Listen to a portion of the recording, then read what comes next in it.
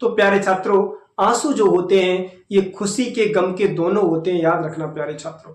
ठीक है, और याद रखना, यदि आपने जन्म लिया है किसी गरीब घर में, तो किसी गरीब घर में जन्म लेना कोई अपराध की बात नहीं है, कोई पाप की बात नहीं है। लेकिन प्यारे छात्रों, यदि आप गरीब ही मर गए तो समझ लेना ये सबसे बड़ा पाप है।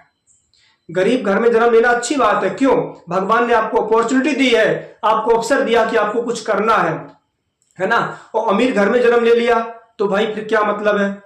ठीक है, क्योंकि बाप की कमाई मम्मा की भराई बराबर है।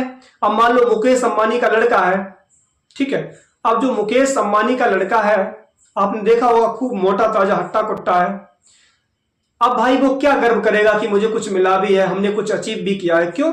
अरे सब तो मुकेश अंबानी उनके पिताजी का है, नीता अंबानी उनकी माता जी का है। ठीक है, अब आपने देखा होगा जब गंगा जी में डुबकी लगाने गए थे, जब ये महाकुंभ पड़ा था आपका, ठीक है, फिर उसमें क्या था कि दो लोग उधर पकड़े थे, मोटे भाई को दो लोग उधर पकड़े थे, तब उन्होंने डुबकी लगवाई, बाहर निकाला।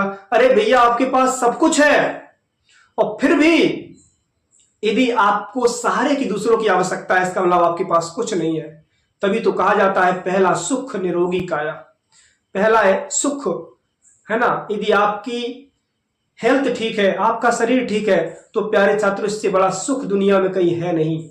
मान लो भगवान मुझको अपार धन संपत्ति दे दे प्यारे छात्रों, ठीक है, और उस धन संपत्ति के बावजूद भी यदि मेरे पास खुशी नहीं है, यानी कि मेरे पास सुख है लेकिन चैन नहीं है, मुझे टेंशन है, तो बताओ क्या मतलब है?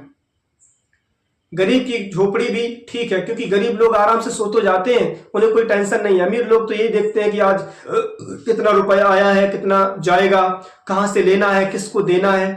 ठीक है, तो प्यारे छात्रों आप अपनी आवश्यकताओं को लिमिट कर लो। ठीक है, जिस कंडीशन में हो भगवान को शुक्र करो, भगवान का धन्यवाद करो कि मैं ठीक हूं प्यारे छात्रों।